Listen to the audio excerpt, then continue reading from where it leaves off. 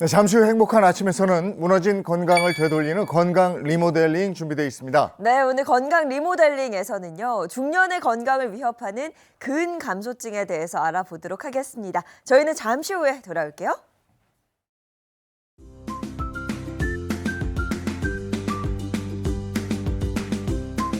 안녕하십니까. 행복한 아침 이재용입니다. 안녕하세요, 장예인입니다. 오늘은 2월 28일 금요일이고요.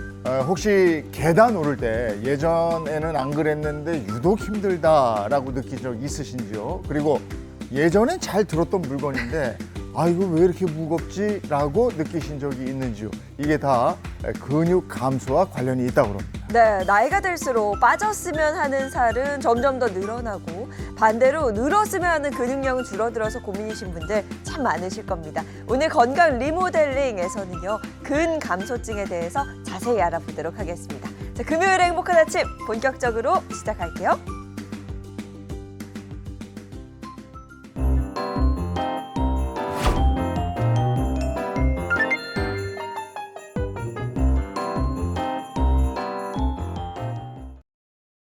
네, 28일 금요일, 오늘이 2월의 마지막 날인 것 같은데 그러네요. 예, 어떤 소식이 들어와 있을까요? 모닝픽부터 시작하도록 하겠습니다.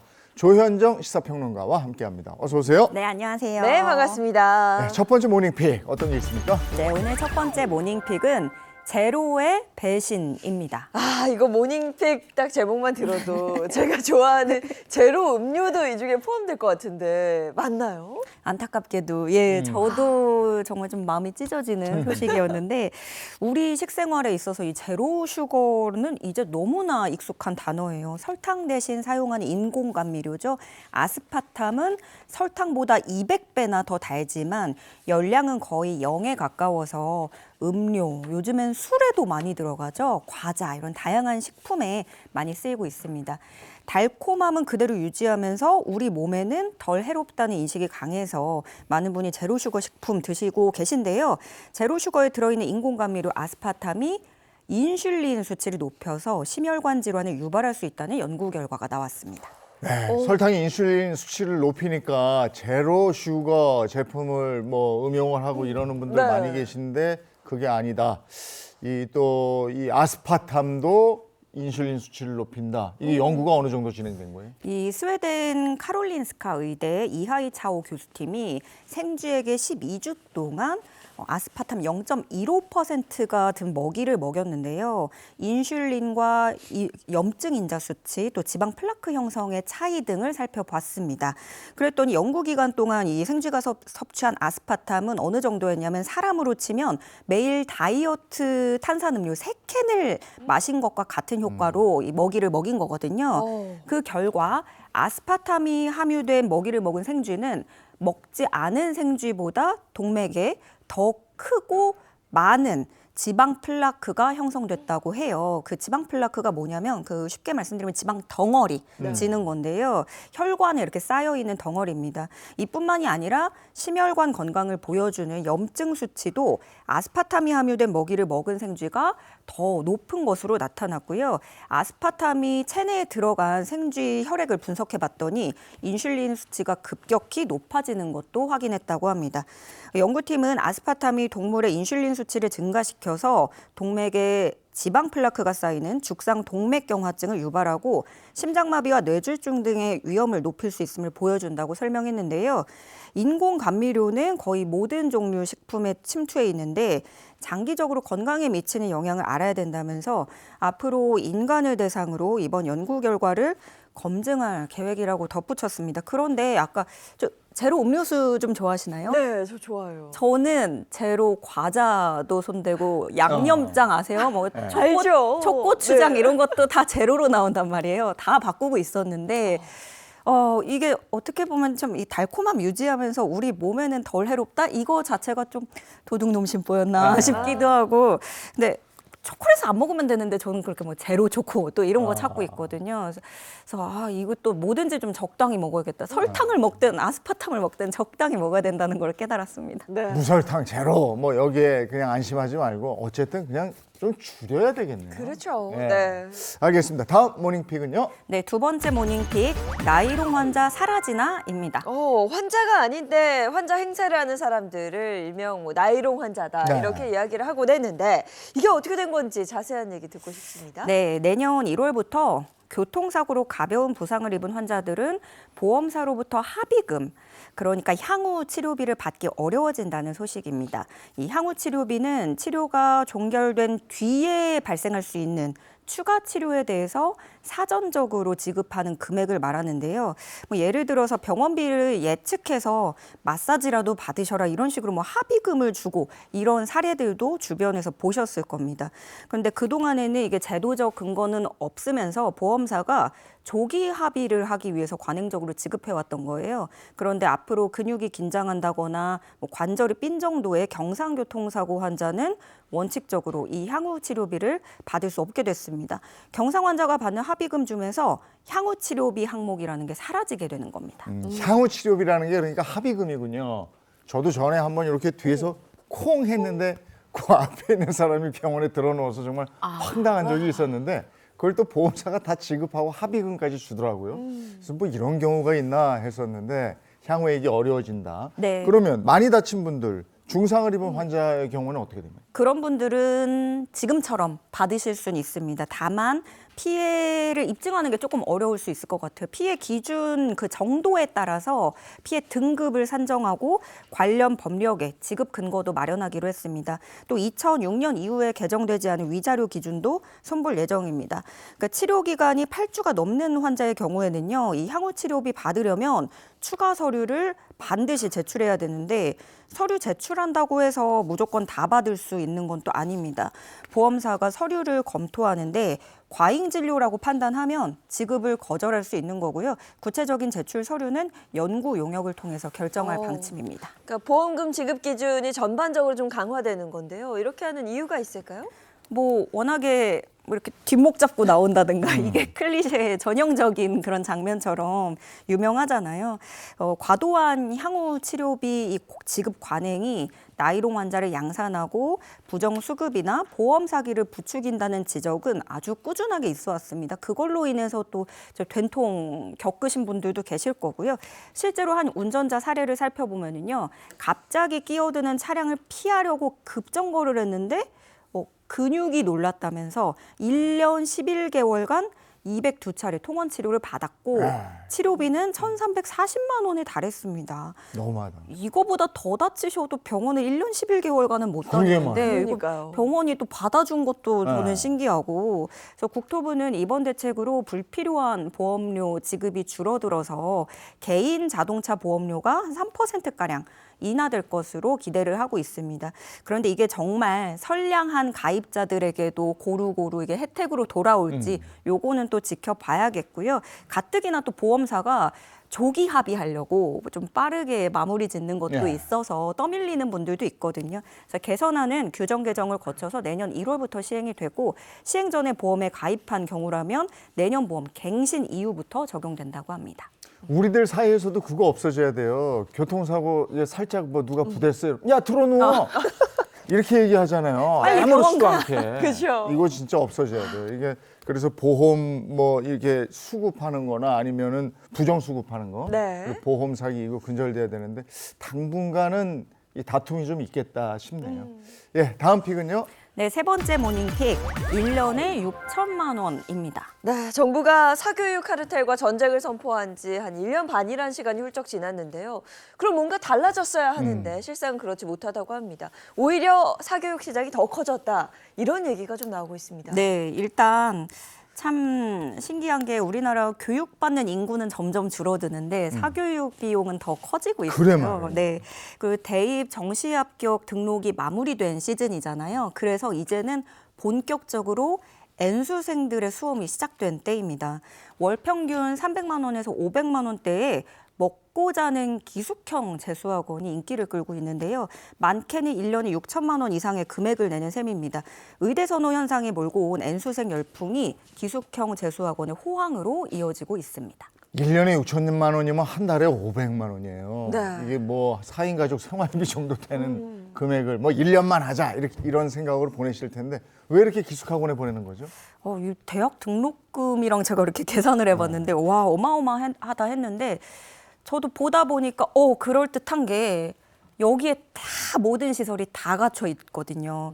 그러니까 일단 숙소에서 지내기 때문에 집에서 학원까지 오가는 길, 이 교통비라든가 시간, 에너지 그리고 또 누군가가 뭐 이렇게 픽업하는 경우도 많기 때문에 그런 것들을 줄일 수 있고요. 시설이 굉장히 잘 돼 있습니다. 강의실뿐만이 아니라 식당, 독서실, 카페테리아, 헬스장도 있고요.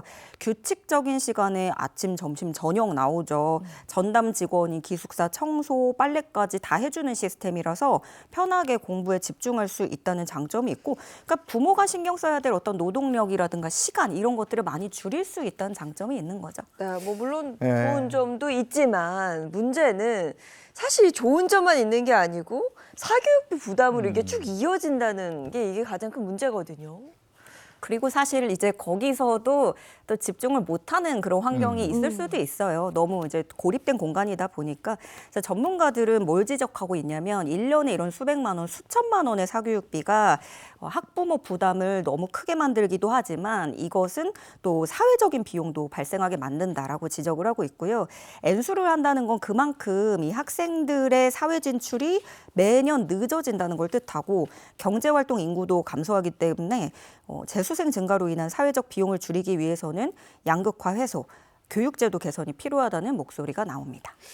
사교육 근절 방법이 있잖아요. 네. 자, 하나, 둘, 셋. 오늘부터 딱! 이거밖에 없다. 불가능할 것 같은데. 전 네. 국민이 다 같이 하나, 둘, 셋. 딱! 안 되잖아요. 네. 그 틈을 타서 이렇게 해야지 아유. 하는 것 때문에 안 돼요. 점점 어렵습니다. 커지고 있습니다. 큰일입니다. 자, 다음 모닝픽은요? 네, 네 번째 모닝픽 직장 스트레스입니다. 네, 이번에는 직장인들 소식입니다. 직장인 스트레스. 이렇게 힘들게 공부하고 어렵게 취업을 해도 계속 이어지는 이 스트레스 참 녹록지 않습니다. 어떤 소식일까요? 네, 수원부터 직장 스트레스까지 연결해서 말씀을 드리니까 한국인으로 살기 정말 치열하네요. 네, 2020년 4월부터 2022년 11월까지 강북 삼성병원 기업정신건강연구소에서 정신건강검진을 받은 19세에서 65세 직장인 12,541명 대상으로요.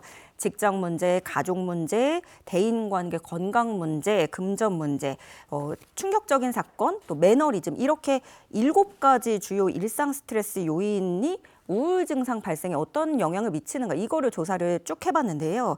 직장인들의 우울증에 가장 크게 영향을 미치는 요인은 직장 스트레스였던 겁니다. 그 다음으로는 매너리즘, 가족관계, 대인관계, 금전 문제, 뭐 충격적 사건 이런 것들이 뒤를 이었는데 사실 뒤에 따르는 요인들도 만만치 않아요. 금전, 건강, 가족, 대인관계 이런 것도 엄청난 스트레스인데 그걸 다 제칠 정도로 직장 스트레스가 이렇게 컸구나 좀 놀랐고요. 특히 성별과 연령을 불문하고 직장 스트레스 제일 큰 요인으로 꼽혀서 직장 내 스트레스 관리가 굉장히 중요하다는 것을 알게 됐습니다. 연구에 참여한 직장인 연령이 이렇게 꽤 넓어요. 그 19살부터 65살까지 네. 이렇게 돼 있는데 그럼 우울증이나 스트레스를 느끼는 정도가 연령대별로도 차이가 좀 있습니까? 예, 아무래도 좀 처한 상황이 다르다 보니까 조금은 차이가 있는데요. 다른 연령에 비해서 30대 미만에서는 대인 관계가 또 30대에서는 금전 문제가 40대에서는 건강 문제와 금전 문제가 우울증에 미치는 영향력이 보다 더 크게 작용했습니다. 그럼에도 불구하고 전 연령을 통틀어서 직장 문제와 매너리즘이 1, 2위를 차지했고요. 연구팀은 이 직장인의 경우에는 하루의 대부분을 직장에서 보내기 때문에 직장 스트레스가 우울증에 가장 큰 영향을 미치는 요인으로 나타났을 것으로 해석을 했고요. 또 조직과 사회가 이런 직장 내 스트레스 관리에 조금 더 힘을 쓴다면 우울증 예방에도 긍정적인 효과를 가져올 것이라고 내다봤습니다. 스트레스 받으면서 열심히 공부해서 대학 들어가서 졸업한 다음에 네. 취업해서 취업 스트레스 받아가면서 살아가야 되는 현실 세상이 참 빡빡합니다. 여기까지 하죠. 조현정 시사평론가와 함께했습니다. 고맙습니다. 네, 고맙습니다. 고맙습니다.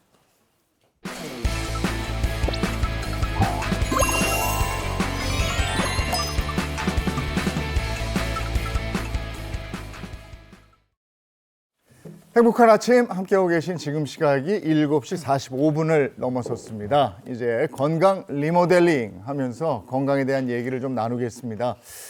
처음에 시작하면서 제가 계단 오를 때 좀 힘들지 않으십니까? 뭐 예전에 잘 들던 물건 들 때 무겁게 느껴지십니까? 이런 말씀을 드렸는데 제 얘기거든요. 네. 이게 근육 감소와 관계가 있다니까 네. 오늘 확실히 좀 알아봐야 되겠습니다. 네, 근육 감소, 근육을 지키려면 어떻게 해야 하는지 이분들과 함께 알아보도록 하겠습니다. 든든한 주치 선생님들 소개해 드릴게요. 장민욱 신경과 전문의, 민혜연 가정의학과 전문의입니다. 안녕하세요. 안녕하세요. 자, 그리고 양기영 소화기내과 전문의와 개그우먼 이경 씨도 함께합니다. 어서 오세요. 행복한 아침. 예. 날씨가 뭐 매섭게 추웠다가 이제 점점 풀리고 있어요. 확연하게 느끼는데 네. 봄이 온다는 얘기겠죠. 봄맞이 준비를 하고 있어요. 봄이 오면 가장 하고 싶은 건 뭡니까? 아, 봄의 신호탄은 벚꽃이잖아요. 네. 딱 벚꽃 흐드러질 때 거기 걷는 것도 좋은데 드라이브를 쫙 하면서 그 길로 이제 맛집으로 쫙 들어가가지고 또 이제 신랑이랑 맛있는 것도 먹고 봄을 야. 만끽해야죠. 네, 드라이브를 쫙 하면서 맛집으로 쫙 가려면 바로 주차해. 중요한 건 건강이에요. 네, 맞아요. 건강해야 이런 좋은 것들 우리가 하고 또 즐길 수 있을 텐데 사실 그 중에서 가장 중요한 게 근육 건강이거든요. 그래서 지금부터는 본격적으로 근육과 관련된 건강 이야기 나눠보도록 하겠습니다. 이 청년 때 보면 이 허벅지가 이렇게 하잖아요. 그렇죠. 네. 말벅지. 그래서 뭐 청바지 뭐 입고 이럴 때 아우 나 이게 굵어가지고 이거 아우 청바지도 안. 제가 그러죠. 네. 야 다 빠져 걱정하지 마. 아 근데 요즘 맞아, 그렇단 맞아. 말이죠. 이게 근 감소 이것도 질병입니까? 아, 그쵸. 보통 우리가 나이 들면 당연히 그냥 근육이나 근력은 좀 떨어지는 거지 이게 질병이겠어라고 많이들 생각을 하시는데요. 지난 2017년도에 WHO 세계보건기구에서는 이렇게 근력이 감소하는 근감소증을 sarcopenia라고 해서 하나의 질병으로 정식 등록을 했어요. 그러니까 이제는 더 이상 자연스러운 노화 현상이 아니라 우리가 30, 40대 좀 젊은 층까지도 주의를 해야 하는 특별한 좀 현대인들의 질병이다라고 봐야 한다는 거죠. 특히 요즘 들어서는 잘못된 생활 습관, 특히나 많이 하는 게 이제 운동 부족이죠. 많이 앉아 계시기만 하고 운동이 좀 부족하다 보니까 젊은 층에서도 근육의 감소가 굉장히 빠르게 진행되고 있는 추세이거든요. 사실 노화 현상의 일환인 것도 맞기는 합니다. 왜냐하면 우리가 성인이 된 이후에는 여러 가지 뭐 성호르몬이나 성장 호르몬이 줄어들면서 30대 이후로 점점 근육이 감소하기는 하거든요. 근데 이 근육의 감소가 얼마나 가속화가 되냐면 노인의 근육량이 연간 한 1%씩 꾸준히 줄어든다고 해요. 근력은 3% 정도씩 줄어들거든요. 그러면 80대가 되면 내가 20대 때 갖고 있던 근육의 절반 정도밖에 남지 않는다는 뜻이에요. 절반 정도밖에. 근데 정말 이제 저희 엄마가 지금 이제 70대신데 과거에 비하면 다리에 근육이 빠지면서 너무 정말 새 다리처럼 얇아지신 거예요. 근데 그 후로부터는 진짜 많이 자주 넘어지시더라고요. 근데 이렇게 근육이 감소하면 우리 몸에 어떤 신호들이 자꾸 나타날 것 같은데 어떤 게 있을까요? 예. 이 근육이 줄어들 때 나타날 수 있는 증상을 제가 한번 퀴즈로 한번 준비해 봤는데요. 자, 질문 한번 드리도록 하겠습니다. 자, 이 자세는 근감소증의 신호다. 자, 과연 어떤 자세일까요? 저는 이거 말로 설명 안 할게요. 네. 보여드릴게요. 자. 일단 꼿꼿하지 못하고 아, 이제 맞아. 딱 이렇게 굽어 있는 자세. 요걸 것 같아요. 너무 저도 편하거든요, 저 지금. 처진 이런 네. 그러니까 자세. 저는 이렇게 그렇죠. 구분 소파에 자세. 이렇게 눕는 거 있잖아요. 퍼짐 자세. 퍼진 자세. 퍼지는 거. 그런 자세. 예. 정답은 요런 자세인 것 같습니다. 네, 맞을 것 같은데 정답은요? 그러니까 정말 듣고 있어 정말 우리가 근감소증이 정말 만연하고 있구나라는 거를 알 수 있을 것 같은 그런 증상들 다 나왔는데요. 사실 정답은 쩍벌 자세. 쩍벌 자세 잘 자세요? 아시죠? 자, 우리가 앉을 때마다 의도하지 않게 양 다리가 이렇게 쫙 벌어진다. 네. 예, 이런 쩍벌 자세 됐다 이러면은 이 약해진 하체 근육이 그 원인일 수 있습니다. 예, 사실은 이 허벅지 안쪽에 이 자리 잡고 있는 이 내전근이라고 하는 이 근육의 부위가 약해졌기 때문인데요. 이 내전근은 이 골반에서부터 이 허벅지 뒤쪽으로 이렇게 딱 들어가가지고 다리를 안쪽으로 모아주는 딱 다리를 이렇게 붙여주는 그런 역할을 하는데요. 이 내전근 부위가 약해지게 되면은 자신도 모르게 이게 다리가 쫙 벌어져서 이 쩍벌 자세가 자꾸 되게 되는 거죠. 쩍벌 자세가 근간소증의 신호일 수 있다. 지금 내가 TV를 보고 있는 자세는 어떤지 한번 체크해야 돼. 돌아보시면 좋을 것 같고요. 네. 이어서 또 다른 퀴즈는요? 네, 이번에 제가 한번 드려볼게요. 자, 이것이 빠지면 바로 근감소증일 수 있다. 자, 이것이 빠진다. 사라지는 것인데요. 자, 우리 몸의 한 부위거든요. 한번 맞춰보세요. 부위? 네. 우리 중에서요? 네, 그렇습니다. 이건 우리가 지금 계속 얘기했던 허벅지 살이죠. 예, 허벅지, 아. 허벅지 살이나 다리살 아. 이런 거 아닐까요? 허벅지 살 아니야? 허벅지살? 네. 자, 이 두 글자잖아요. 네. 정답은 볼살입니다. 볼살? 네. 볼살이요. 오. 근데 나이가 들어갈수록 조금씩 치아가 약해지잖아요. 이 치아가 약해지면 저작 활동에 문제가 생깁니다. 음식을 씹는 게 좀 불편해지니까요. 그렇게 되면 이 주변의 저작근의 발달이 좀 줄어들면서 이 볼살이 빠지게 되는데요. 그러니까 볼살도 좀 깊게 패이면서 좀 얼굴도 이렇게 패어 보이는 그런 문제가 생길 수 있죠. 그런데 이런 식으로 이제 볼살이 줄어들고 치아가 안 좋아져 저작 활동이 줄어들면 이 턱 근육도 같이 나빠지거든요. 네, 그러니까 여러 가지 볼 주변에 있는 근육들이 다 나빠지니까 이런 것들이 다 근감소증을 좀 시사하는 소견이다라는 거죠. 미리미리 좀 잘 확인해 보실 필요가 있겠습니다. 그래서 나이 들면 이렇게 볼살이 이렇게 파이면 그쵸. 없어 보인다. 맞아요. 그러잖아요. 네. 그렇구나. 자, 이게 근감소가 보내는 신호에 대해서 알아봤고 이번엔 내 근육이 빠졌나 알아볼 수 있는 테스트 방법이 또 있다면서요. 네, 그래서 이번에는 제가 근감소증을 확인할 수 있는 자가 테스트를 준비를 해봤거든요. 시청자 여러분들도 지금 이거 들으면서 같이 좀 체크해 보시면 좋을 것 같아요. 네, 같이 한번 살펴보도록 하겠습니다. 1. 계단을 쉬지 않고 오르기 힘들다. 2. 수박 한 통을 들기 힘들다. 3. 건널목 신호가 바뀌기 전에 건너기 벅차다. 4. 앉았다 일어날 때 손을 짚어야 일어날 수 있다. 5. 눈꺼풀이 처진 듯한 느낌이 든다. 일단 여기까지 살펴봤는데 희경 씨 몇 개나 해당돼요? 이거 계단을 쉬지 않고 오르기 힘들다. 이거 몇 층까지예요? 이거 지금 2층까지는 괜찮은데 근데 사실 이 문항은 삼층 누구나 넘어가면 힘들어. 그쵸. 예전보다 힘들다. 예전보다 힘들다. 예전보다 힘들다. 보수적으로 2개. 저도 2개요. 2개 정도. 네. 아직 문항이 더 남았거든요. 네. 이어서 한번 살펴볼게요. 자, 6. 등 허리가 아픈 경우가 많다. 7.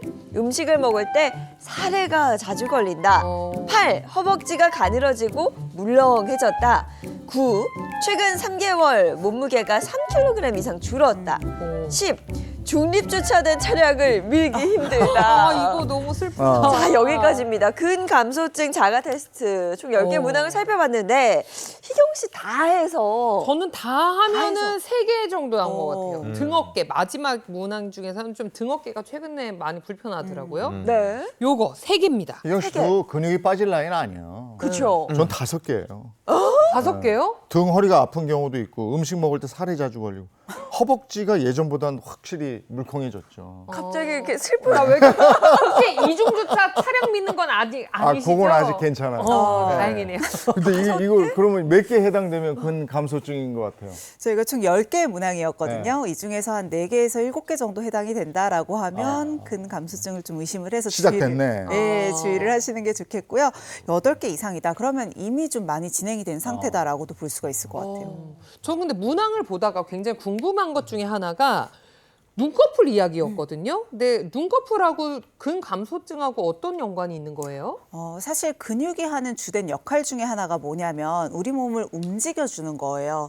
눈꺼풀 같은 경우도 우리가 끊임없이 눈을 떴다 감았다 움직이잖아요. 네. 이게 바로 근육에 의해서 이제 행해지는 거거든요. 그러니까 나이가 들면서 근감소증이 오고 근육의 힘이 약해지면 이전과 같은 힘으로 눈을 뜨기가 어렵습니다. 그래서 어르신들이 예전보다 눈이 좀 무겁다, 눈꺼풀이 무겁다라고 많이 이야기하시거든요. 이제 안검하수라고 눈꺼풀이 내려오는 질환도 피부가 늘어지는 것도 있지만 근육의 힘 자체가 약해지면서 눈을 다 못 뜨시는 거예요. 그러면 이제 시야 자체에도 좀 불편감이 생기고 할 수 있으니까 이런 부분들 평소에 잘 확인해 보시는 게 좋겠죠. 근데 등허리가 아픈 것도 근감소증하고 뭔가 연관이 있어요? 예, 그렇습니다. 이 척추 기립근이라고 해서요.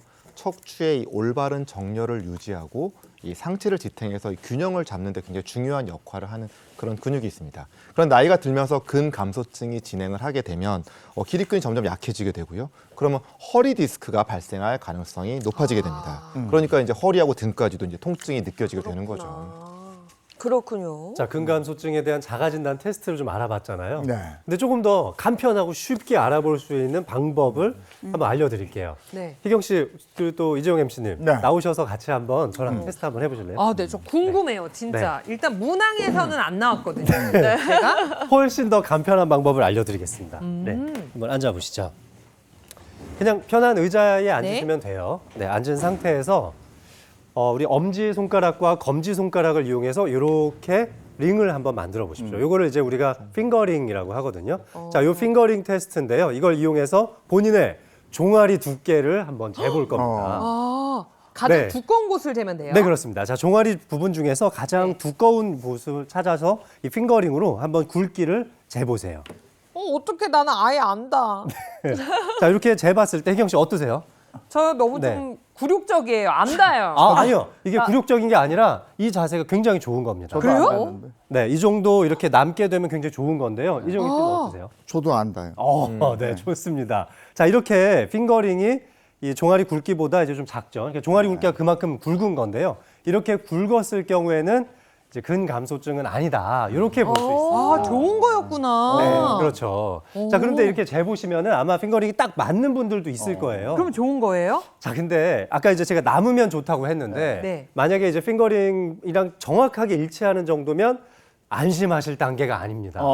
네, 그러니까 종아리 두께가 좀 부족한 이제 신호가 시작되는 건데요. 이 정도 되면은 근감소증이 나중에 발생할 수 있는 가능성이 2.4배 정도 높아진다는 보고가 있고요. 어머나. 자, 근데 핑거링이 이렇게 완전히 남는 분들이 있을 거예요. 네. 종아리 두께가 굉장히 얇으신 분들은 최대 6.6배까지 근감소증 발생 비율이 높아진다고 하니까 집에서 한번 이렇게 테스트를 해보시고 내가 이 손가락이 얼마나 남는지 또 종아리가 너무 얇은지는 아는지 한번 테스트 해보시면 좋겠습니다. 네. 아주 괜찮네. 아, 네, 두 분 아주 훌륭하십니다. 네. 종아리가 많이 마음에 들어본 적은 오늘이 처음이에요. 네, 좋습니다. 네. 잘 배워왔습니다. 아니 우리는 그래도 다행이네요. 살짝 위태로운 사람이 있다면 저일 거예요 네. 아마. 저는 딱 맞거든요. 또 한번 위태로워. 느낍니다. 운동을 해야 한다는 걸. 네. 자, 종아리 핑거링 테스트 이렇게 배워봤고요. 그런데요, 이 근감소증이 질병으로 등록이 됐다고 해서 저는 좀 놀랐습니다. 근감소증이 유발하는 질환, 이건 어떤 게 있을까요? 예. 사실 근감소증은 우리나라 성인 60세 이상 성인 4분의 1이 4명 중에 1명이 겪고 있을 정도로 굉장히 흔한 그런 질환입니다. 그리고 이 근감소증은 각종 노인성 질환의 위험성을 높이게 됩니다. 자, 근육이 얇아지고 근육이 감소됐어요. 이렇게 할 때 가장 먼저 타격을 받는 게 바로 뭐냐면 뼈입니다. 뼈. 예, 같이 붙어 있죠. 네. 하나의 이 시스템으로 같이 있기 때문에 뼈가 그 타격을 받는데요. 근육이 감소하게 되면 뼈가 약해져 가지고요. 이 뼈와 이 관절, 같이 붙어 있는 관절이 잘 보호받지 못해서 낙상의 위험성이 높아지게 되거든요. 그리고 또 이 나이가 들수록 골밀도 줄어들면서 이제 골다공증 같은 거 많이 생길 수 있잖아요. 네. 이 골절에 굉장히 취약하게 되는데 그러다 보니까 조그만 충격에도 뼈가 이제 부러지고 이렇게 골절이 쉽게 발생할 수 있기 때문에 더욱더 주의하셔야 됩니다. 네. 근데 이게 저희 엄마도 골다공증이 있으시거든요. 근데 이게 골절은 둘째 문제고 안 붙어요, 잘. 이 붙는 데에도 시간이 꽤 오래 걸리더라고요. 맞아요. 근데 이렇게 뼈의 문제만으로 끝나지가 않습니다. 사실 우리 몸에 있는 조직, 이 장기들 중에서요.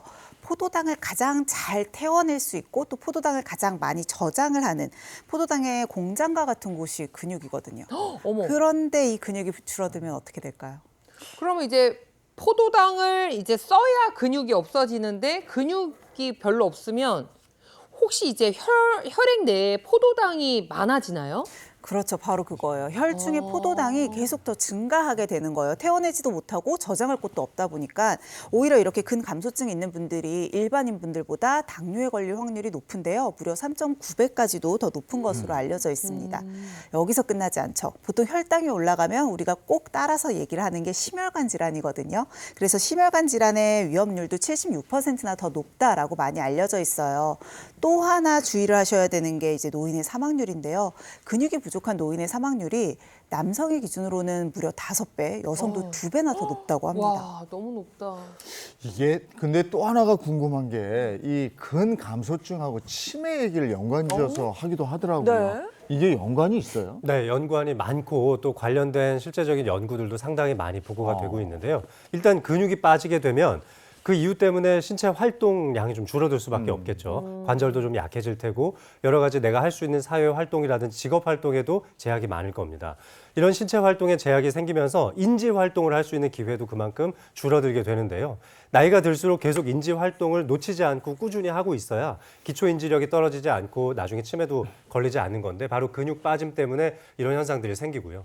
뿐만 아니라 조금 전에 민혜 원장님께서 설명해 주셨던 것처럼 이 포도당 수치가 이제 굉장히 많이 올라가게 되는데 네. 이때 생길 수 있는 혈당 스파이크 또 이것 때문에 발생하는 인슐린 저항성이 이제 굉장히 심해지면서 우리 혈관이 나빠지는데 이것이 혈관성 치매를 유발할 수 있는 굉장히 기본적인 굉장히 안 좋은 요소로서 작용한다는 연구가 굉장히 많습니다. 네. 근감소증을 예방하려면 근력을 키워야 한다. 어찌 네. 보면 너무 당연한 말인데요.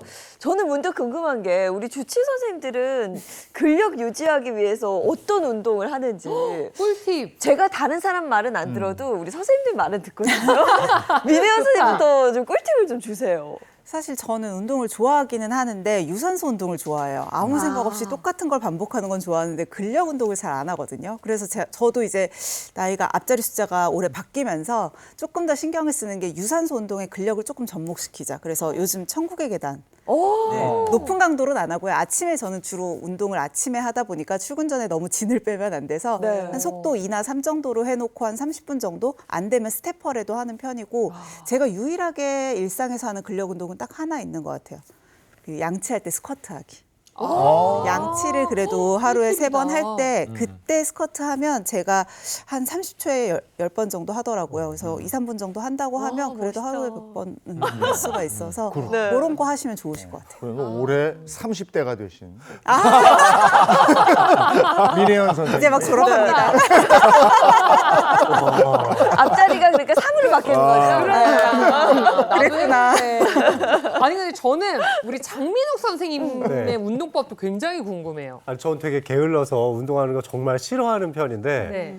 근데 이제 유일하게 좋아하는 건 자전거 타는 거 굉장히 좋아하고요. 겨울철에 스키 타는 것도 좋아하는데 그래서 주로 하체 운동 위주로 좀 하는 것 같아요. 근데 제가 이제 민혜 원장님 여기 스튜디오에서 준비할 때도 항상 저기 뒤에서 혼자서 계속 운동을 하고 맞아. 계세요. 스쿼트. 그래서 정말 운동을 좋아하시는 분이구나 그런 생각도 드는데 진짜 있는 그래서 저도 사람이 반성해서 오늘 저기서 한번 운동을 좀 해봤거든요. 어. 네, 그러니까 평상시에 일상에서 하는 운동이 제일 중요한 것 같아요. 맞아요. 네. 일상 운동. 저는 뭐 아무도 물어보시는 분이 없어서 제가 그냥 평소에 틈틈이 하는 운동을 한번 제가 한번 소개를 꼭 한번 해드려 보도록 하겠습니다. 예. 희영 씨 같이 나가서 한번 해보실까요? 예. 만만한 게 낫지 않아요? 아, 좀 매주 건강해지는 것 같아. 내가 보니까. 알겠어요. 제가 오늘 한번 따라해 볼게요.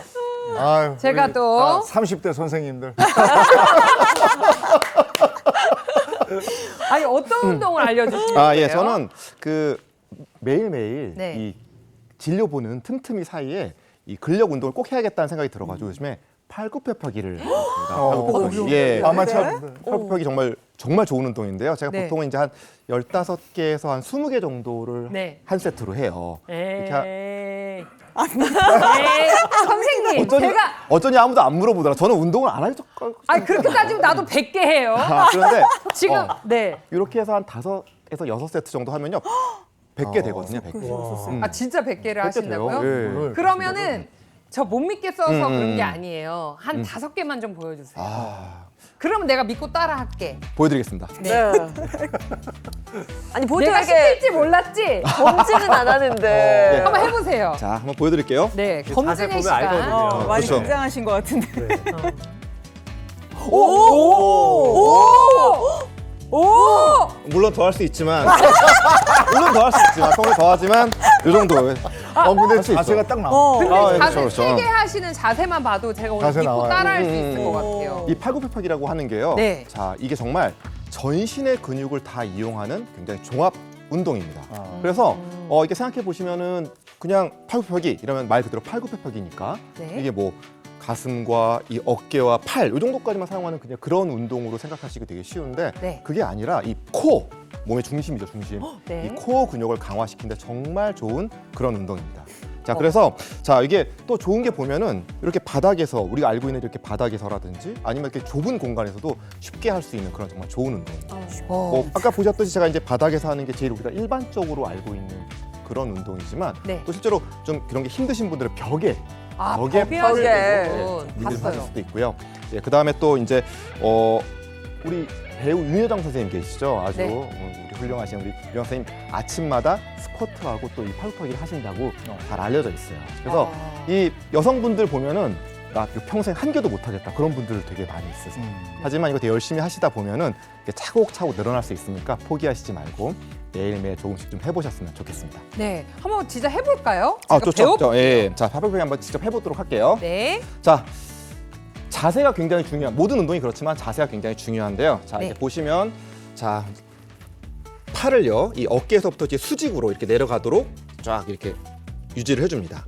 이 손바닥은 당연히 이제 바닥을 잘 이렇게 빈틈없이 쫙 대주시고요. 네. 그 다음에 이제 이 발은 이렇게 모으실 수도 있고요. 약간 이렇게 벌리실 수도 있습니다. 자기 편하신 대로 하시면 돼요. 네. 자 그렇게 하는데 정말 중요한 게 뭐냐면 자 보시면 이제 머리에서부터 목, 등, 그다음에 다리, 허리, 이 엉덩이까지 전부 다 일직선이 되시는 게 되게 중요해요. 일직선. 예, 자기도 뭐 주로 약간 이렇게 되잖아요. 맞아요, 많이 이렇게 되죠. 그러니까 우리가 서 있을 때 생각했을 때 딱 이렇게 곧게 섰을 때처럼 이 팔굽혀펴기를 할 때도 이 일직선이 되는 게 되게 중요합니다. 그렇게 네. 해야지 코어가 무너지질 않아요. 저는 버티는 능력이 없어서요.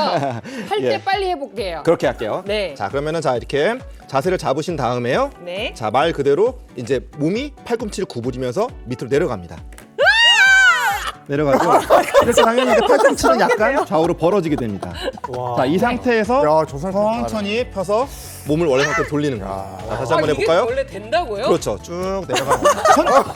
천천히 내려가야 돼요. 천천히. 아, 너무 빨리 해서 그런가? 예. 자 호흡도 그래. 예 호흡도 주로 이렇게 내려갈 때 좀 들어 마시고 좀 유지하셨다가 시행을 못 또 하고. 이렇게 밀면서 내쉬는 이런 식으로 좀 하시면 정말 좋을 것 같아요. 야. 이렇게 구분 동작으로 하면 아, 어려워 보인다. 이렇게 어려운 분들을 위한 그런 또 동작도 있죠. 네, 좀 쉽게 알려주세요. 그렇죠, 쉽게. 예. 자, 처음에 하실 때는 어떻게 보면은 너무 열심히 하려다 보면 이렇게 무리가 돼서 몸이 좀 힘드실 수 있으니까 잘 안 되시는 분들은 자, 아까 자세에서 무릎을 모아서 이렇게 붙이시고요. 아, 나 아이고. 이건 할 수 있겠다. 예, 양 다리를 이렇게 위로 드시는 올려. 겁니다. 예, 발을 드시고선 이렇게 하시는 거예요. 이렇게 하시면은 한번 해볼까요? 어떠세요? 오, 화이팅! 올라가지가. 예, 그렇지. 브라보. 자, 이렇게 되시면은 이 팔굽혀펴기 강도는 좀 줄어드는데 예. 이 상체를 쓰는 이 근육의 강화는 굉장히 잘 될 수 있기 때문에 잘 안 되실 때는 이렇게. 오, 되시는 것 같아요. 이거는 하나 돼요. 되죠, 되죠. 그러면 이제 저는 오늘 뭔가 초보여서 이런 쉬운 버전을 알려주셨지만 좀 뭔가 이거 너무 쉬운데 하시는 그렇죠. 분들 할 수 있는 응용 버전이 있어요? 그럼요. 당연히 있죠. 이렇게 이 두 번째 자세, 그죠? 무릎을 붙이고 하는 이 자세에서 갑자기 좀 어려운 자세로 한번 넘어가 볼게요. 자, 이 상태에서 한쪽 다리를 들어줍니다. 일직선으로. 예. 괜히 말했다. 자, 한쪽 이번에 이제 오른쪽 그 무릎은 붙이고 왼쪽 다리 한번 들어볼게요. 이 상태에서 일직선에서 내려갑니다. 그죠? 되겠다. 근데 늘 이 자세가 일직선이 돼야 된다는 몸이 일직선이 돼야 된다고 양경 생각하시면서 선생님 잘하시네. 네, 이렇게 10세트 정도를 하시고요. 오, 양경이. 인정입니다, 왜 이렇게 인정. 그 다음에 어. 바꿔서도 10세트. 그죠? 10세트가 10번. 선생님 이제 땀 나기 시작하시네요. 예, 그렇죠. 아니, 저 더 할 운동 수도 진짜 있지만 많이 방송의 진행을 위해서 여기까지 6병씩 하는 거를 보도록 하겠습니다. 감사합니다. 방송이 생방이라 너무 좋네요. 네. 이렇게 아니, 한번 집에서 꼭 한번 따라해 볼게요. 그럼요. 이거 정말 이 짧은 시간 안에 많은 근육을 사용하면서 이 몸의 이 자세가 좋아지는 또 코어가 강화되는 정말 좋은 운동이라고 할 수 있겠습니다. 네, 선생님 고맙습니다. 잘 배워왔습니다. 야, 이건 양경 선생님이 진짜 진료 보면서 그 직접 하는 게 느껴져요. 오. 네. 자세가 어쩜 아, 이렇게 양경 선생님의 재발견이에요. 처음에 검증하려고 해서 제가 죄송합니다. 네, 너무 잘하시는데요. 잘하신다. 근데 이게 팔굽혀펴기가 좋다는 건 아는데 우리 학창 시절에 아픈 기억들이 있어가지고 군대에서도 그렇고 엎드려 뻗쳐 다 건강에 도움이 됐던. 좋은 운동이라는 거. 네. 이렇게 하는 거. 팔굽혀펴기에 대해서 알아봤습니다. 네. 저희가 지금 근감소증에 대해서 이야기를 하고 있잖아요. 희경 씨한테 제가 질문 하나 드릴게요. 네. 희경 씨 보통 우리가 이런 근육 얘기하면 어떤 게 제일 먼저 떠오르세요? 근육하면 딱 팔, 다리, 복근. 요 정도 생각나는데요. 그렇죠. 많은 분들에게 저희가 근육이 어떤 거라고 생각하시냐고 물어보면 얘기하신 것처럼 밖에 보여지는 근육을 많이 얘기하세요. 팔다리나 복근과 같이. 자, 이런 근육들도 근육인 건 맞죠. 실제로 뼈대에 붙어서 우리가 몸을 움직일 수 있게 해주는 골격근이라고 이야기를 하거든요. 골격근은 우리 몸을 구성을 하고 있는 그 근육 조직의 대부분을 차지하고 있는 건 맞습니다. 그런데요, 생각보다 우리 몸에는 굉장히 다양한 곳에서 많은 근육들이 다양한 일을 하고 있어요. 이렇게 단순히 움직이는 것만 하고 있진 않거든요. 그러면 제가 이번에 두 번째 질문 드릴게요. 네. 우리 몸에 있는 근육 중에서 가장 부지런하게 쉬지 않고 일하는 근육은 어떤 걸까요? 쉬지 않는다. 쉬지 않는 근육은 턱 근육이요. 이게 뭔가 말할 때도 쓰지만 음식을 계속 먹잖아요. 저작근. 저 여기 아, 정기적으로 진짜? 계속 보톡스를 맞거든요. 그러니까 얘는 절대 안 죽어요. 네. 또 생겨. 또 계속 생겨요. 오. 이건 것 같아요. 이거 맞는 것 같은데? 그죠? 우리 계속 이거 쓰니까 그쵸, 손, 손. 그 손가락 이런 거. 아니면 계속 걸어 다니니까 뭐 다리, 뭐 허벅지 근육 아닌가요? 계속 쓰는 선생님? 게 많은 것 같은데. 일단 희경 씨 잘 때도 드세요? 안타깝게도 잘 때는 쉬네요. 얘는. 그렇다면 아마 희경 씨 몸에서도 제가 말씀드리는 이 근육이 가장 부지런한 근육일 거예요. 바로 심장입니다. 오, 심장이. 네. 심장은 저절로 뛰는 거 아닌가? 이렇게? 그게 사실 하나의 거대한 근육 덩어리예요. 그러니까 심장 밖에 중간에 있는 이 벽에 근육이 감싸고 있는 거거든요. 그래서 사실 심장이라는 게 우리가 태어나서 생명을 다할 때까지 한 번도 쉬지 않고 계속해서 움직이잖아요. 저 쉬면 큰일 나는 거지. 그렇죠. 이게 바로 근육의 이완과 수축인 거죠. 이완과 수축을 끊임없이 반복을 하면서 혈액의 펌프 역할을 하면서 우리 몸 곳곳에 혈액을 쫙 이렇게 분포시켜주고 또 찾아올 수 있게도 만들어주는 기관인 건데요. 이런 펌프질을 해야 되는 심장의 근육이 약해진다. 그러면 펌프의 기능 자체가 약해지는 거잖아요. 제대로 우리가 혈류 공급을 받을 수가 없겠죠. 이게 심부전이에요. 심장이 제 기능을 하지 못하다 보니까 제대로 혈류 공급을 받지 못하게 되면 뭐 부종도 생기게 되고요. 호흡곤란도 생기실 수가 있고 실신이나 어지러움증 같은 증상, 또 더 나아가서 심장의 기능 자체가 떨어지면 부정맥 같은 것들도 생길 수가 있겠죠. 그래서 우리가 생각하는 이런 골격근 말고도 우리의 생존에 꼭 필요한 근육들, 이런 것들을 심장 근육도 여기에 포함이 되겠죠. 생존 근육이라고 표현합니다. 이름을 정말 와닿게 잘 지었네요. 생존 근육 하니까 정말 우리가 살 때 꼭 필요한 근육이라는 생각이 들어요. 네. 심장 근육이 그럼 약해졌을 때는 어떤 증상이 나타납니까? 제일 처음에 나타나는 증상이 이제 흉통이죠. 보통 이제 관상동맥이라고 하는 심장을 둘러싸고 있는 혈관이 조금씩 안 좋아지고 막혔을 때 심장 그 자체로 혈류 공급이 잘 안 되게 되는데 이때 심장 근육이 약해질 수 있습니다. 일단 심장 근육이 약해졌다는 첫 번째 신호 바로 흉통이고 두 번째는 이 심장이 뛰고 있는 리듬에 문제가 생기면서 부정맥이 나타날 수도 있습니다. 그래서 부정맥도 이제 여러 가지 종류가 있는데요. 그래서 평소에 좀 심장이 쿵 내려앉는 것 같은 느낌이 드신다면 부정맥을 좀 의심해 볼 수 있고요. 또 심장 근육이 이렇게 약해지면 온몸으로 혈액을 보내는데 어려움이 겪다 보니까 굉장히 쉽게 지치고 또 피로감도 많이 느껴지는 것도 심장 근육 약화의 증상이라고 볼 수 있습니다. 이렇게 생존과 이게 연관되어 있는 이 중요한 근육, 생존 근육이라고 하는데 지금 말씀 들으신 심장 근육 말고도 3개나 더 생존 근육들이 있습니다. 더 있어요? 예, 제가 두 번째로 이 말씀드릴 근육은 바로 이 호흡을 하는 데 쓰이는 바로 호흡 근육입니다. 선생님, 아니 우리가 호흡하는데 근육을 써요? 예, 제가 여기서 퀴즈 하나 드리도록 할게요. 방금 이제 우리가 이제 심장에서 많이 배워봤는데요. 자, 이게 심장은 하나의 아까 큰 근육 덩어리라고 얘기를 했잖아요. 네. 자, 그럼 우리 호흡하면 폐인데요, 폐. 그럼 폐도 그럼 이렇게 근육 덩어리로 되어 있을까요? 그럼 폐는 어떨까요? 아니 일단 숨을 쉴 때 폐가 없으면 안 되잖아요. 근데 이제 폐도 이게 호흡 근육이 생존 근육이라고 하셨으니까 당연히 폐에도 근육이 있을 것 같다는 생각이 드는데요. 들숨 날숨 때 그러면 패드 네. 이렇게 움직이면은 그것도 다 그쵸. 근육 작용 아닌가요? 오. 그렇게 생각하실 수 있어요. 그죠? 이렇게 네. 움직이는 거니까 네. 일단. 그런데 폐에는 근육이 없습니다. 어머. 예. 순대를 드실 때 자세히 생각해 보시면은 근육이 없었던 것 같지 않습니까? 예. 그렇기 때문에 그런 것까지 생각하고 안 먹어. 아무튼 부드러웠던 것 같긴 하네. 그렇죠. 부드럽죠. 네. 약간 뭐 이렇게 쫄깃쫄깃한 부분이 별로 없어요. 그죠? 그래서 폐는 근육이 없기 때문에 스스로 막 움직이지를 못해요. 그래서 폐 이렇게 공부를 하면서 먹어야 돼요. 뭐라도 하나 배워야죠. 그래서 이게 보면은 이 폐에 붙어 있는 이 근육들, 이 폐를 이렇게 감싸고 있고 이게 정확한 흉곽이죠, 흉곽. 흉곽을 이렇게 유지하고 있는 이 20여 개의 이 근육들이 이 수축과 이완을 하면서 이게 호흡을 할 수 있도록 도와주는 겁니다. 네. 자, 그 나이가 들수록 근육이 약해지고 근감소증이 생기다 보니까 호흡도 이게 얕고 짧게 이렇게 이루어지게 되겠죠. 왜냐하면 이게 수축의 폭이 줄어들게 되고 힘이 약해지니까요. 네. 자, 어르신들 보면은요, 뭐 조금만 빨리 걷거나 뭐 계단을 몇 개만, 한 층도 아니고 몇 개만 오르신다고 하더라도 막 숨이 차고 좀 힘들다 이렇게 말씀하실 때가 있는데, 이게 다 이제 그런 호흡 근육들이 나이가 들면서 약해지기 때문입니다. 네.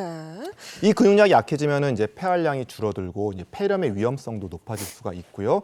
또 이 호흡기 감염 위험도 높아지고 또 수면 무호흡증 이런 것에 대한 위험성도 높아질 수 있게 됩니다. 그러면 호흡 근육이 약해지면 구체적으로 어떤 증상이 좀 나타나나요? 일단 말씀하신 대로 처음에 숨쉬기 어려워지는 증상이 생기겠죠. 그런데 또 의외의 증상이 있습니다. 바로 만성 기침입니다. 기침이 줄어들지 않을 때 호흡 근육이 약해졌는지 살펴볼 필요가 있는데, 이 호흡기 계통의 근육이 약해지게 되면 이 기관지 안에 점액 물질이라든지 또 외부로부터 들어오는 먼지들을 이 점액의 섬모 활동에 의해서 계속 배출시킬 수 있어야 되는데, 이 섬모의 활동 능력도 사실은 근육의 능력과 일치합니다. 그래서 호흡 근육이 약해졌을 때 기침이 쉽사리 줄어들지 않는다면 이걸 좀 의심해 볼 수 있겠죠. 네. 그런데 이렇게 호흡 근육이 약해지는 원인도 있을 거 아니에요. 그렇죠. 원인이 좀 다양한 편인데요. 가장 대표적인 원인은 신경계 이상이라고 보시면 돼요.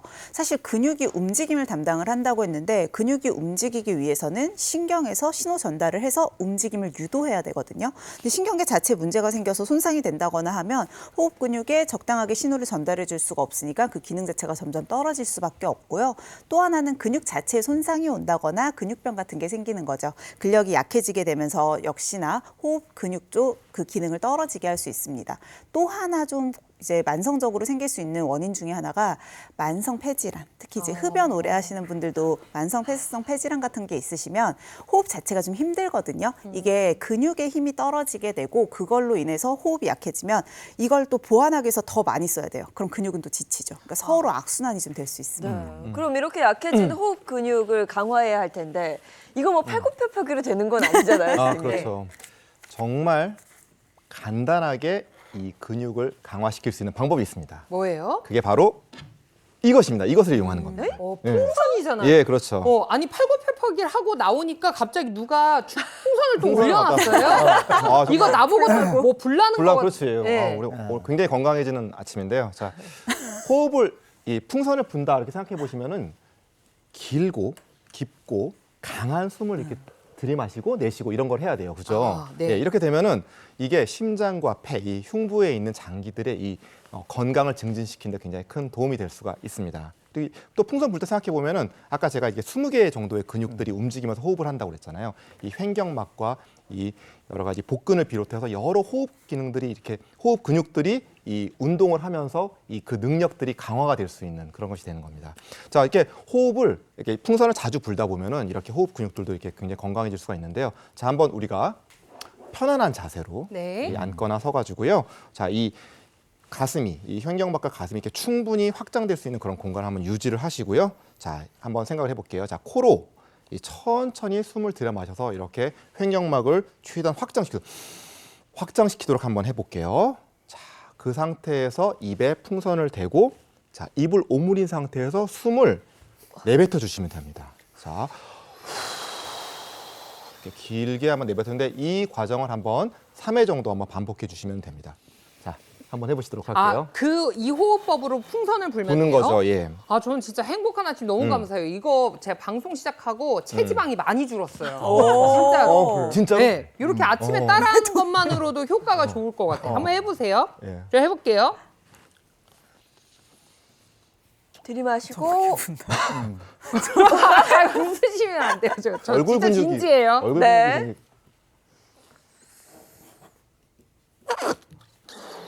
근육이 오. 흉곽을 최대한 확장시키면서 더더더더더더더더더더 어디서 들어봤지 이거? 아 맞다.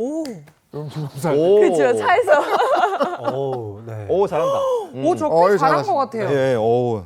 근데 잘하셨네요. 저 지금 살짝 어지러운데요. 연습을 좀 해야 되겠다. 맞아요. 네. 그만큼 근육이 약해져 있는 거예요. 네, 운동이 필요한 이렇게 거죠. 단련을 하라는 말씀이신 거죠. 충분히 이제 호흡근도 좀 발달이 됐을 것 같은데, 근데 집에 누구나 다 풍선이 있는 건 아니잖아요. 네. 풍선이 없는 분들을 위한 또 다른 운동법도 한 가지 소개시켜 드릴 텐데, 우리 호흡근을 사용하려면 자세가 좋아야 됩니다.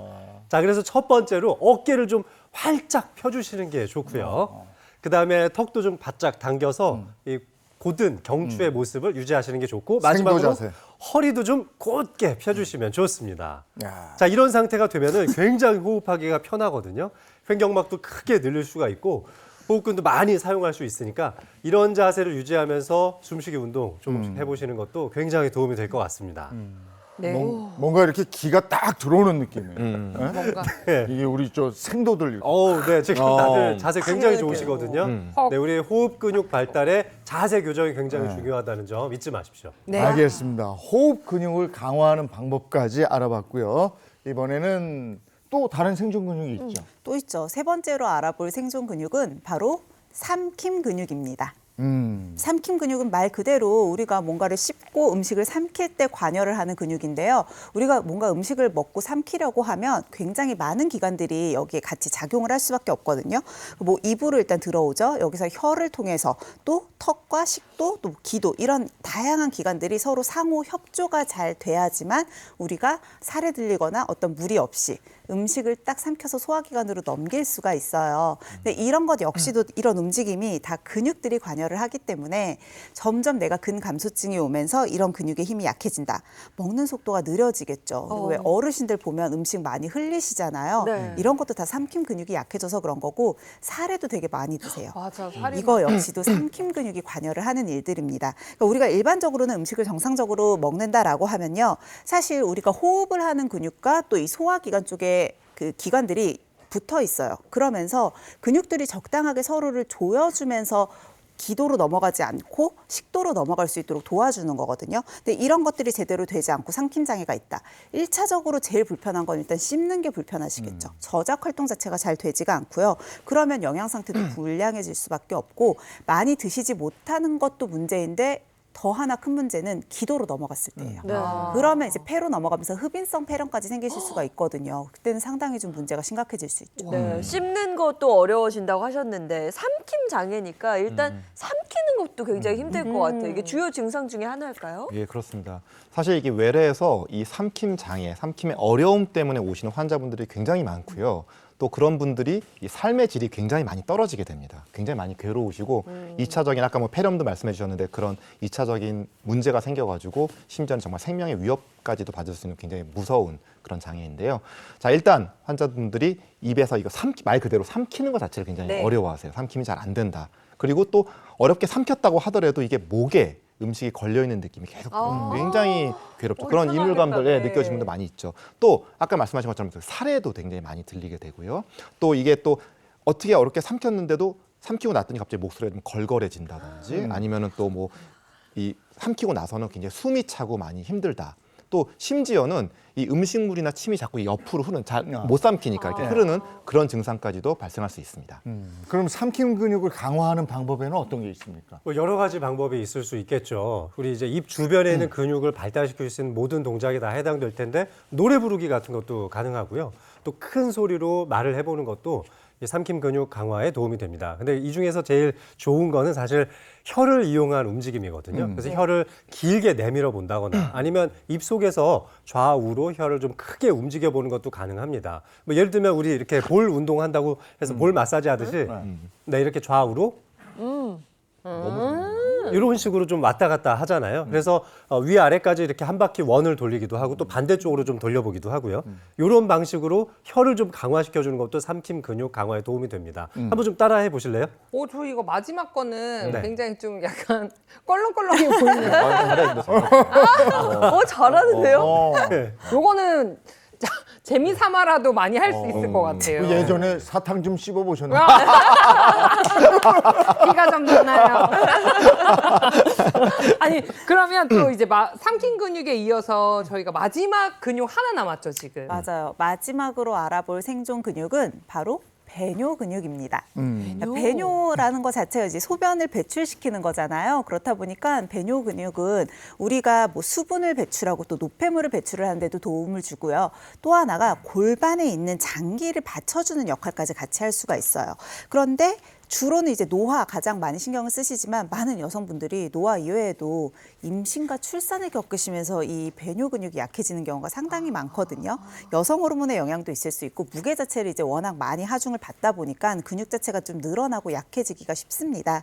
문제는 내가 물을 많이 마시지 않았는데도 화장실을 계속 가게 된다. 그리고 좀 화장실을 이제 갔다 온 다음에도 쉽게 요일을 느끼거나 불편감이 있다. 이런 분들이에요. 이런 분들은 꼭 지금 주목을 하셔야 됩니다. 제가 말씀드린 이런 증상 자체가 배뇨 근육이 약해졌을 때 많이 나타나는 증상이거든요. 우리가 배뇨작용이라고 하면 이제 방광 빼놓을 수가 없잖아요. 방광 자체도요. 근육이 좀 둘러싸고 있는 하나의 주머니라고 보시면 돼요. 그러니까 근육 주머니 같은 거죠.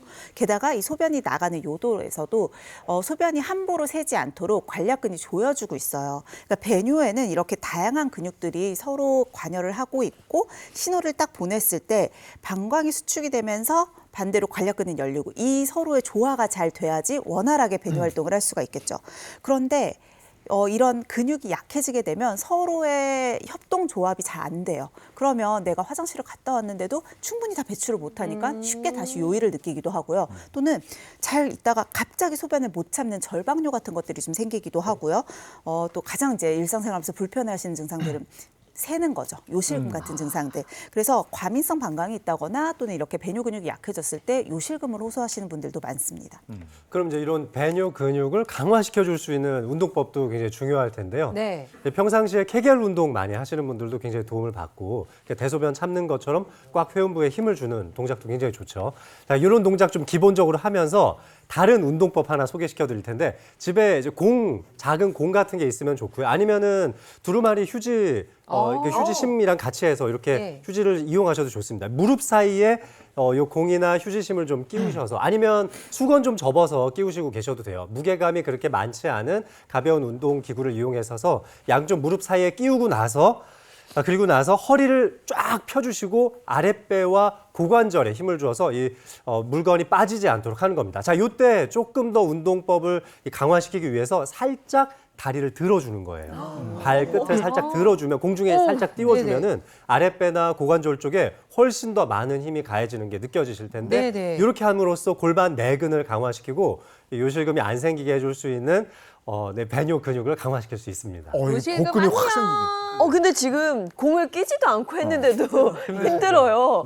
집에서 한번 해보시면 네. 복근 키우는데도 도움이 될 것 같습니다. 자, 오늘 근감소증에 대해서 알아보고 있는데요. 근육과 관련해서 또 재밌는 이야기를 민혜연 선생님 준비하셨다고요? 네, 제가 이번에는 근육과 관련된 재미있는 이야기를 세계 기네스북에서 좀 찾아봤습니다. 세계 기네스북에 따르면 미국의 찰스 오스본이라고 하는 사람이요. 1922년부터 90년도까지 무려 68년 동안 끊임없이 이것을 했다고 해요. 이게 이 돼지의 무게를 재기 위해서 이렇게 딱 들어 올리던 중에 처음 발생을 했다고 하거든요. 근육통. 근육통이지 뭐. 그냥 68년 68년 동안 돼지를 들어 올리려다가 그러다가 이게 근육통이 반복되거든요. 아니 그쵸, 경련? 무거우니까. 저도 이쪽이 아팠다가 또 안 아팠다가 또 어떤 데 또 아팠다가 안 아팠다가. 근육통 같죠? 네. 근데 이거 어떻게 끊임없이. 68년 동안? 끊임없이. 끊임없이? 끊임없이 할 게 뭐. 끊임없이 약간 이렇게 경련 같은 거. 기네스에 올랐다고 하니까 뭔가 일단 일반적이진 않을 것 같아. 68년 경련이 동안 계속 일어나는 거야. 이러면 사회생활이 불가능할 것 같은데. 돼지값을 좀 덜 받았나?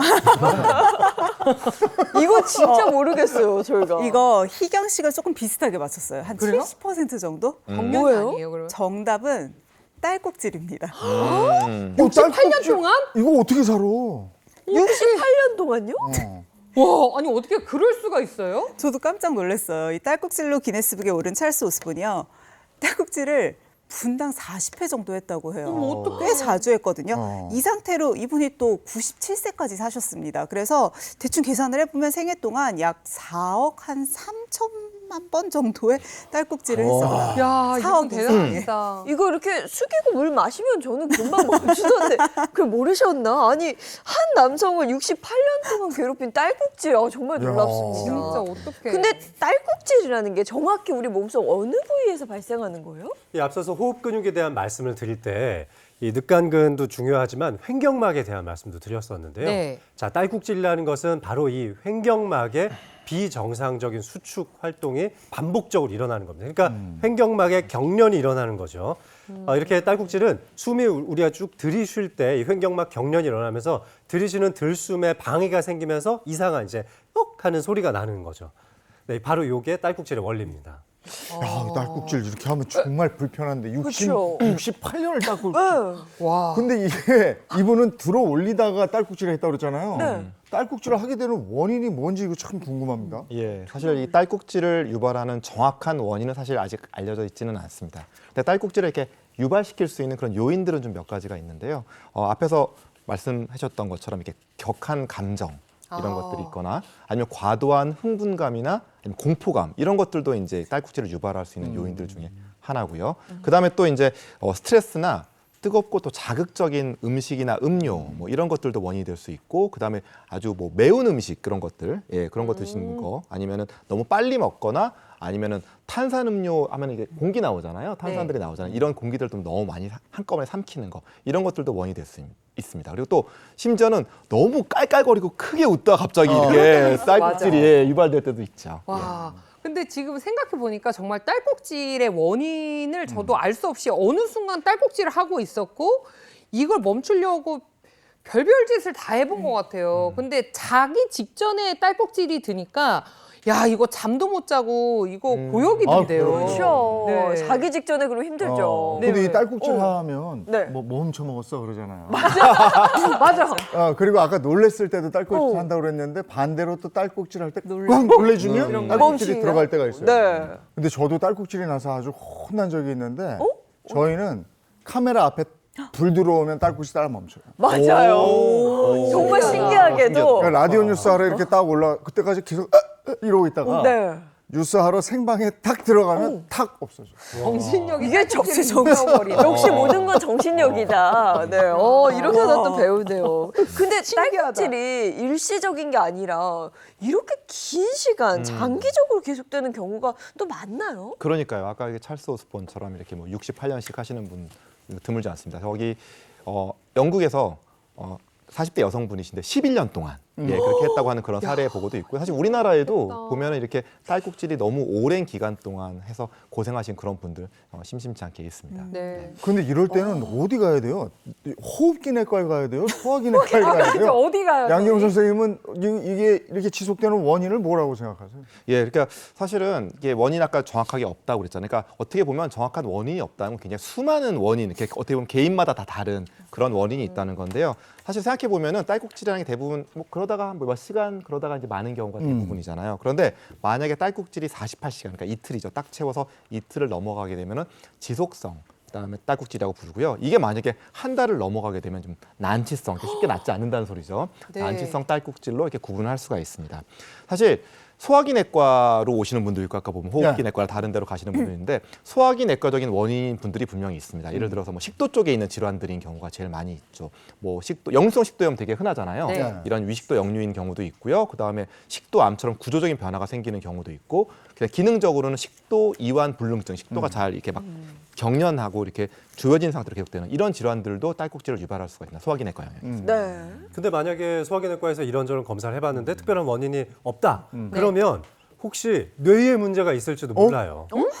아니 근데 횡격막은 여기 가슴이랑 복부 요 사이에 존재한다고 하셨는데 뇌까지는 너무 먼데요?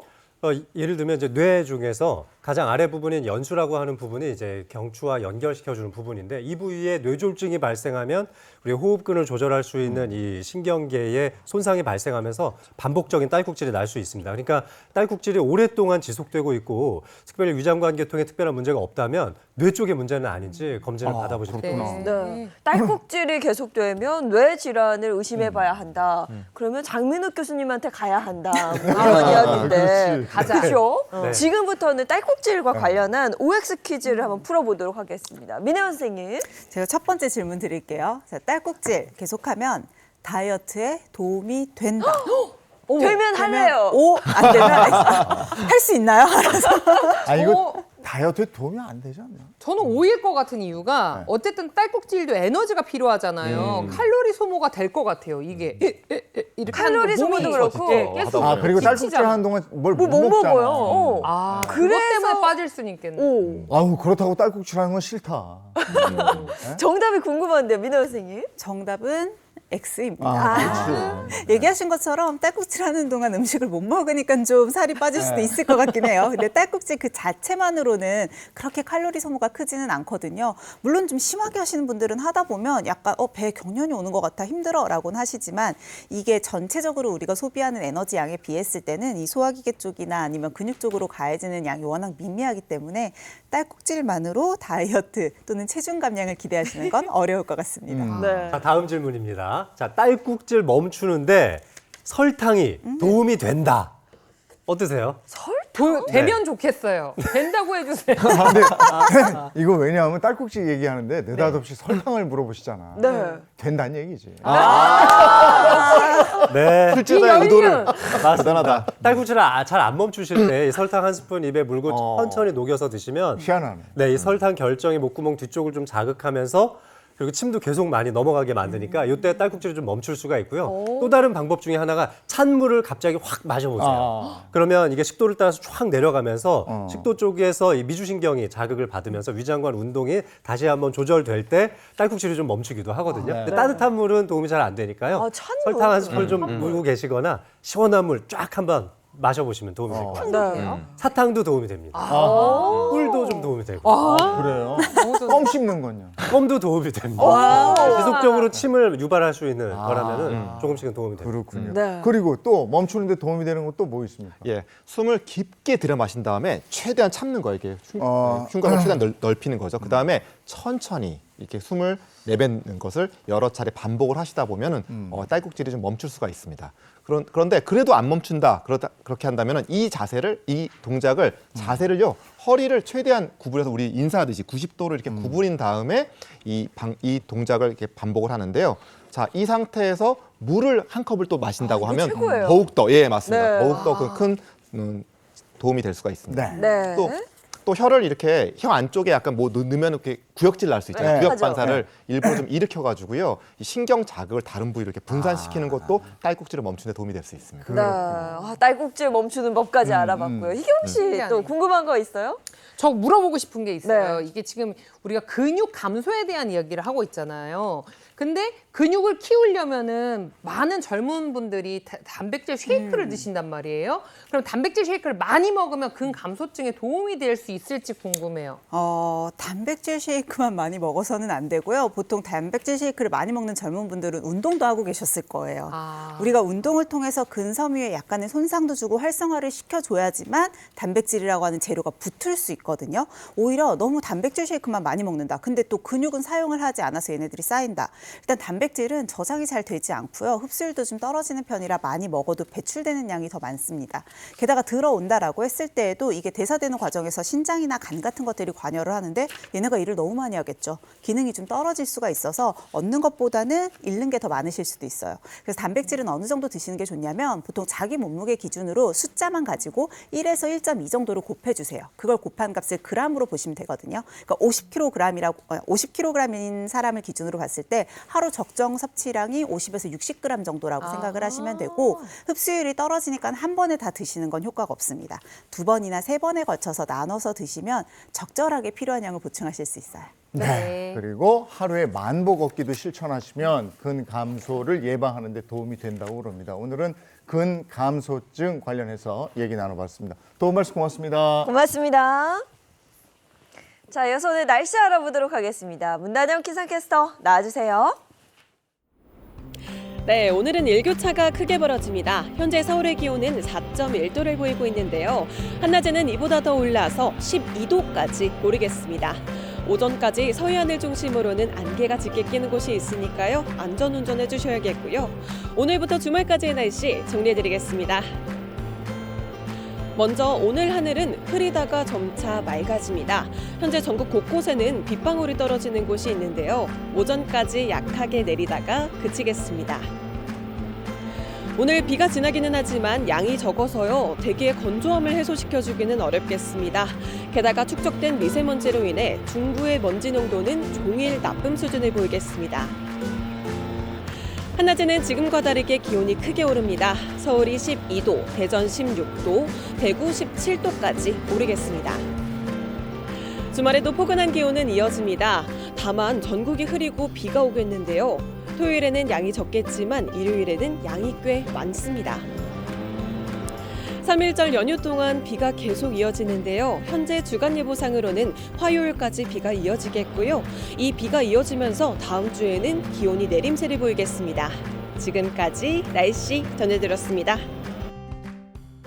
어느새 또 오늘이 2월의 마지막 날입니다. 네. 내일부터 3월을 시작해야죠. 야, 시간이 정말 빠릅니다. 사실 2025년 들어서면서 새 계획 세우신 분들 많으실 텐데요. 잠깐 놓쳤다면 3월 1일부터 다시 한번 실천해 보시는 건 어떨까 싶습니다. 좋은 하루 보내시고요. 저희는 다음 주 월요일 아침 7시 30분에 돌아올게요.